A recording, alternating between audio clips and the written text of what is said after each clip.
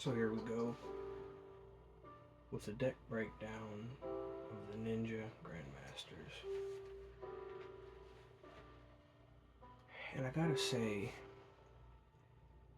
there are things to like about this deck, but there are things that I kind of dislike about it too. It could feel so much better to play this deck. And at points, it kind of feels like you're a ninja trying to avoid every little punch of the opponent, and then come in and hit them with small strike here, small strike there until they're dead. But honestly, so I gave the win condition rating a 1 out of 5 for this deck. It just doesn't feel very satisfying. I mean, maybe rewarding when you win, if you win, but not very satisfying in the moment because it just doesn't feel like you're doing much at all. But we'll start Tobari, the Sky Ninja. Card can't be destroyed by battle or card effect. Turn it with special summon. Send this card from your hand to the graveyard. Special summon one ninja monster from your hand, face up or face down defense position. It's not bad, but it's kind of a negative. Sending it right to the graveyard. During your opponent's main or battle phase, quick effect, you can fusion summon one ninja fusion using monsters from your hand or field as material. It has to be on the field. And that'll get you to either your Yagamaru, the Armor Ninja, or Maizine, the Battle Ninja. Yagamaru, if special summoned, you can banish one other ninja or ninja art card from your hand, graveyard, face up field, and then target one card on the field and banish it. So he's your special summon, banish. So he can go to the banish from the Sky Ninja. There's Maizine, the Battle Ninja, which is kind of the win con of the deck. Your ninja monsters can attack directly. While you control face down, defense position monster, your opponent's monsters cannot target this card for attacks. When your opponent activates a card or effect, you can special summon one ninja from your deck, face up or face down defense position. That can usually get you, I mean, on average, I've been able to make about 4,000 damage after making Maizine turn 2 or something.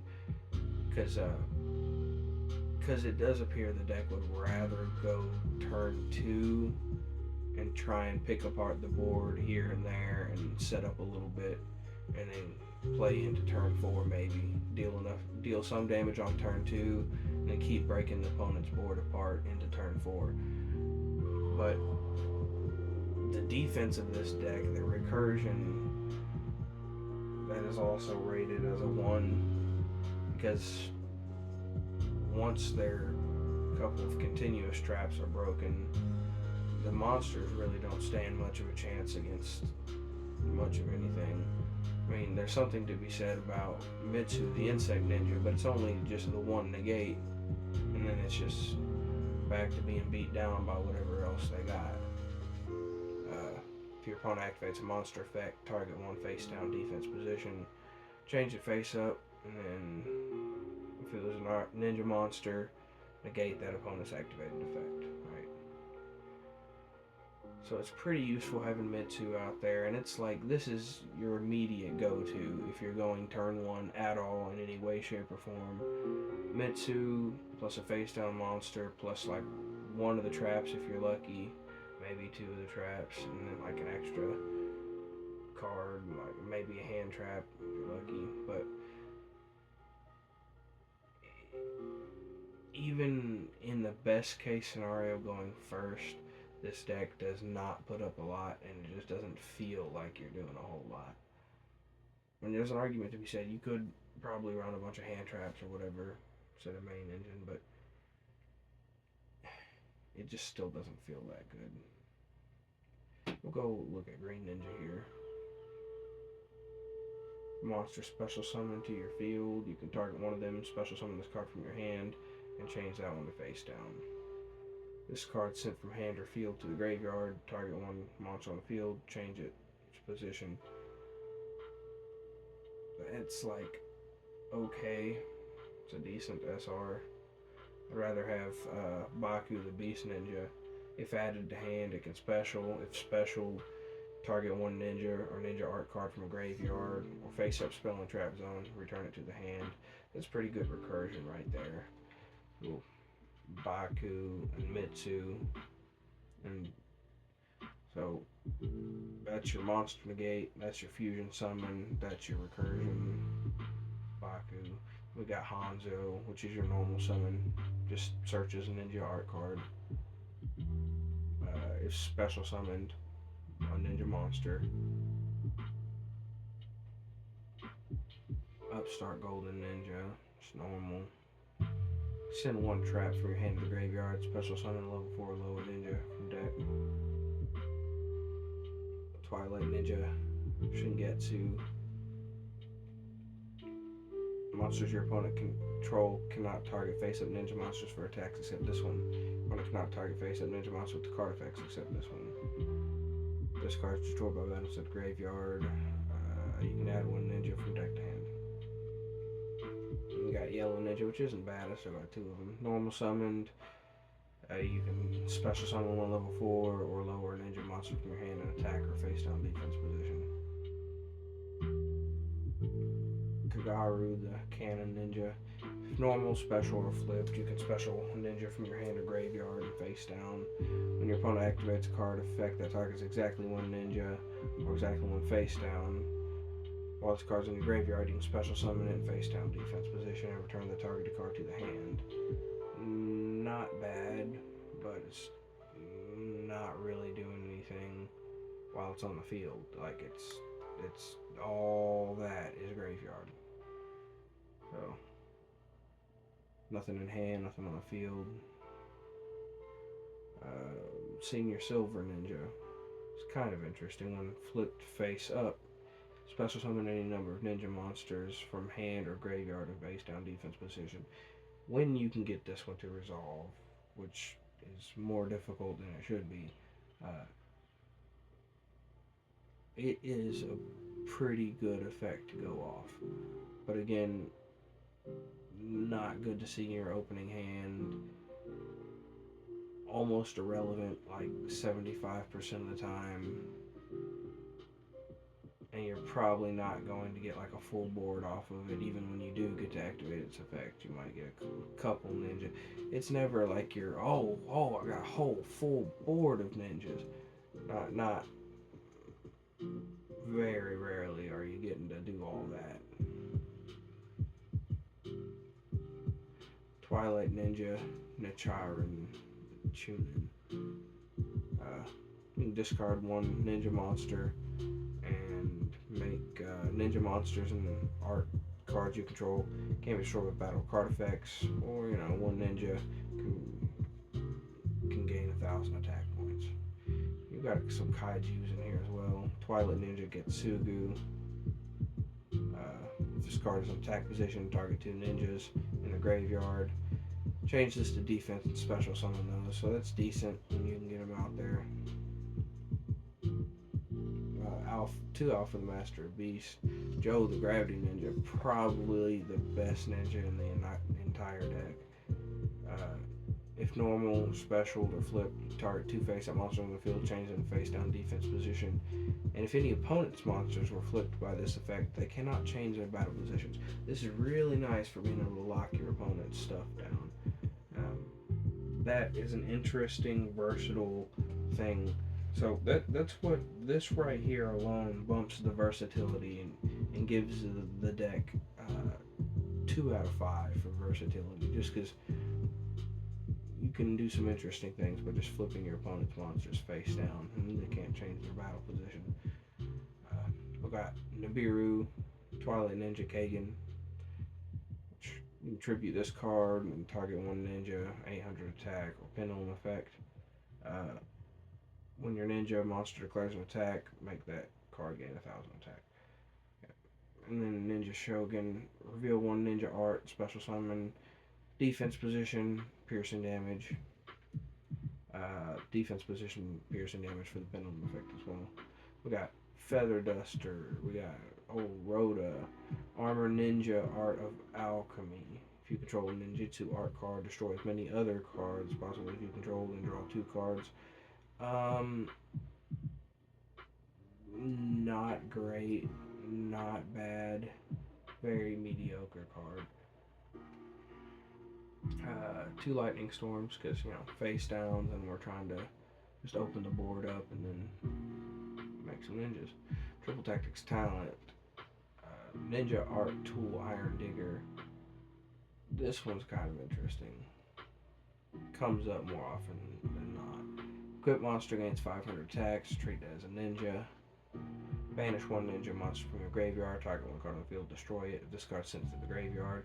Target 1 banished ninja. Add to your hand or special summon the face down defense position. Not a bad equip spell at all. Comes in handy. Then we got 3 Hidden Village Ninjutsu Arts, which is another saving grace of the deck, kinda. If a ninja monster is summoned to your field, you can target 1 ninja monster or art card in your graveyard, add to your hand, but for the rest of the turn you cannot activate cards with effects with the same name as the added card. If a ninja monster or art card you control will be destroyed by battle or opponent's card effect, banish 1 ninja monster from the graveyard instead. Good for protection. Also, nice recursion along with Baku, and this can get you some pretty decent recursion. At least for 2 cards. But again, it never really feels like you're putting that much on the board. You got this other backup field spell, always treat as a ninja card. When a ninja monster you control inflicts battle damage, target 1 card your opponent controls, destroy it. This face-up card leaves the field because of the opponent. You can target any number of ninja monsters with different names in your graveyard and special summon them. So that's nice. Ninja Art Notebook. Send 1 ninja from hand to graveyard, set 1 ninjutsu art spell trap from deck. Notebook of Mystery. If your opponent controls a card, set 1 ninja and 1 ninja art. 1 from deck and 1 from graveyard. If this set card is sent to the graveyard, target 1 face-up monster on the field and change it to defense position. Got 3 of those. And then Mirror Force, evenly matched. A couple of these ninjutsu art spells. Ninjutsu art transformation. Tribute a ninja, special summon beast, wing beast, or insect from hand or deck. Kinda comes into play a little bit. When an opponent's monster declares an attack, if you control ninja, flip this card face up, negate the attack in battle phase. While this card's face up and you control ninja, opponent's monsters cannot change their battle positions. This one's a nice save for freezing the battle phase, especially since this deck usually cannot kill in like 1 turn. That's really good for freezing the opponent's turn and then coming back and maybe being able to make that last little decisive kill shot, being able to shoot through them with direct damage. There's Rust Mist. When monster special summoned, if you control ninja, half its attack. Duplication, tribute ninja, special ninjas from deck. Shadow Ceiling, tribute a ninja, target 1 monster your opponent controls, banish that target. While banished, monster zone can't be used. When this face-up card leaves the field, return the card banished to the same monster zone. Tribute 1 ninja, target 1 monster your opponent's graveyard, special summon it. It's treated as a ninja. Then Dancing Leaves. Tribute ninja or face down. If you do special summon ninja from your deck, you can actually use this to tribute a face down monster your opponent controls if they put anything face down, which that's another interesting part. Help boost that versatility up to that too. And the deck gets a 3 in consistency because you do see a lot of these cards pretty consistently. But it's not like the deck has a super high power ceiling, so it's got a 1 on the power ceiling, 3 on consistency. I mean, it can consistently make 1 power, but it's just not a lot of power. And we took a look at Yagamaru and Maizine. Got Blade Armor Ninja, 2 level 4s Xyz. Once per turn, detach Xyz, target one ninja. It can make a second attack during the battle phase. It's interesting. You can try and go for a kill shot that way. 2 level 5s, detach material, face up ninjas, cannot be destroyed by battle card effects. Not bad. And then Ninja Grandmaster Saizu. During the main phase, set one ninja arc from your deck. While this card points to a monster, this card cannot be targeted for an attack. Also, your opponent cannot target it with card effects. Alright, so overall, the deck gets a 1 in power, a 3 in consistency, 2 in versatility, 1 in defense, and 1 in win condition. So we took a look at everything it's got to offer, and it's just like it's got a couple of things here and there, but just not enough to really be super competitive. It could be consistent and doesn't necessarily need a high power ceiling. It's got some versatility, but it could use more versatility, maybe more defense for sure, even more power, just a smidge more power. The win condition's not bad, but it is what it is. Direct attack, but you're doing small damage. It reminds me of Toons in a way, like, oh, well, you can attack directly, but not the turn you summon them. So you still gotta make it like a 4-turn duel. You can't just be like, oh, kill shot. It's interesting that the ninjas can attack and do direct damage and attack, but they just can't put up big numbers or a bunch of monsters. Not on their first turn anyway. Not without some type of good setup. I have not been able to put 8,000 damage on like turn 2 with the ninjas. I haven't been able to do it. I've maybe gotten close. But it's again one of those same problems that the Toons ran into, where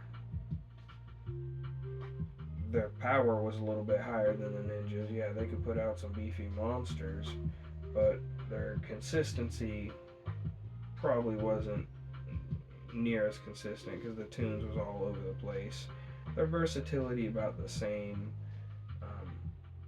They had like virtually no defense though.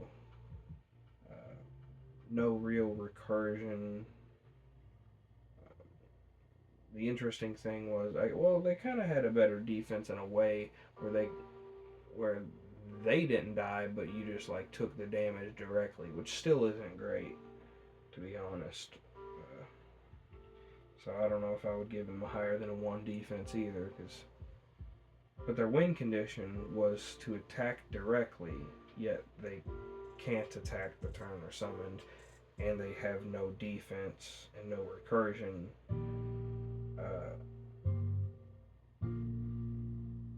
So the win condition is kind of just irrelevant.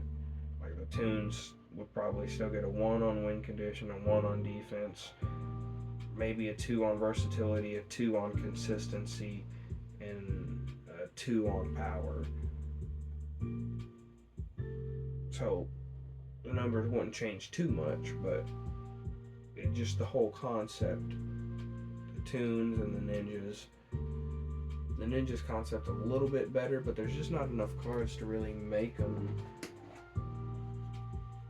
that great. Not unless you splice it with something. You'd have to have some type, maybe like a Subterra splice or something, some other kind of face down manipulating stuff.